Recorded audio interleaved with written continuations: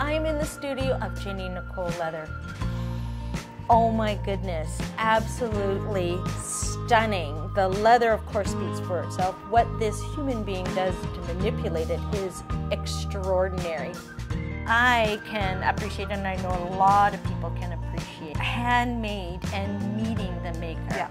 And I also think that when you meet a maker and you talk with them and they say, oh, 10 years ago I bought a piece from you, it's likely the maker will say, oh, I remember making those.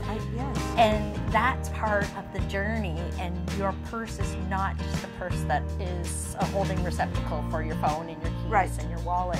It is the journey. You are buying somebody's brilliance and mind and energy, and then you carry it with you. Yeah. So I think that's an important journey, especially with a fiber, like a natural fiber, Oh, yes. like leather, not synthetic or man-made kind of thing. So And it lasts and lasts and lasts. How about this one?